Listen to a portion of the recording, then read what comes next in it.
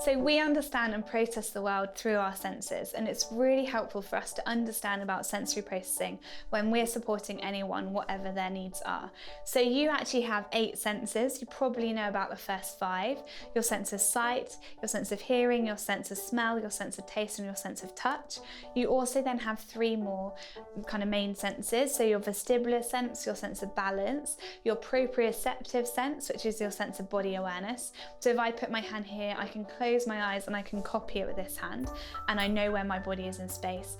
And then your interoceptive sense, which tells you about different feelings of pain and temperature, if you're hungry, if you need the toilet, all of those kind of things. So for each of these senses, there are different things which help us feel at what we call a just right level, which helps us to be able to understand and process things in a way that enables us to engage.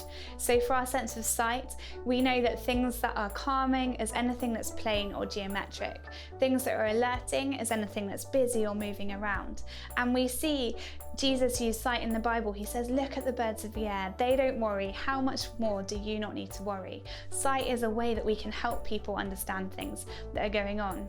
We have our auditory sense, the way that we hear things. We know that things that are calming is anything that's slow, steady, rhythmic. Things that are alerting is anything that's kind of busy and changing in pitch and tempo.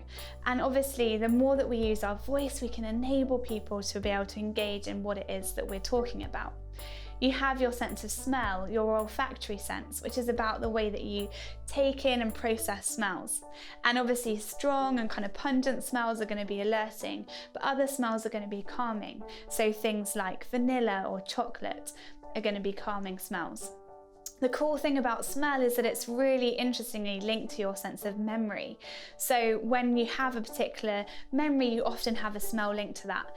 I love that in the Bible that might mean that with things like Jesus feeding the 5,000, there would have been loads of fish. For those people who were there, maybe that smell of fish would have reminded them of that miraculous provision that Jesus did when he multiplied all that food and they were able to eat on the mountainside.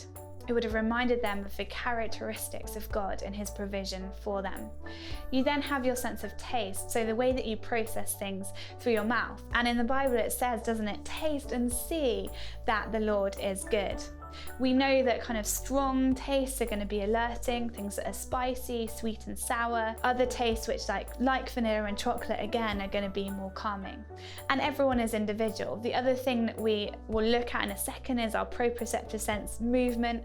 But any movement through your mouth is going to be both calming and alerting. So anything that's chewy, crunchy is going to be calming and alerting. So things like having chewing gum in the car is going to help you feel at that just right level. Having a crunchy apple or a bit of celery will also help you.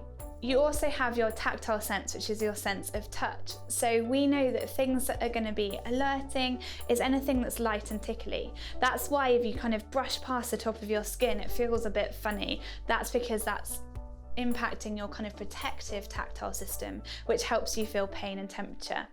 You then, things that are calming are things that are deep pressure touch. So a whole hand is going to help someone feel more calm. Really important for us to be thinking about when we're interacting with anyone around us. If we use a whole hand rather than brushing past someone, that's going to be easier to process and understand. And it's just a really great reminder the way that Jesus uses touch in the Bible. He's constantly taking people who are on the edges of society and bringing them back into the center. He touches the lepers and heals them. He touches the children and welcomes them into his arms and says, these children are welcome in my kingdom. He's taking things that society sees and flipping them on their head so that he's showing everyone that everybody is welcome. You then have the ones that you're probably less familiar with. So your vestibular sense, your sense of balance, how fast I'm moving, the direction I'm moving in. Things that are alerting is anything that's kind of spinning, rotational or stop-start movement. And things that are calming is anything that is in one direction.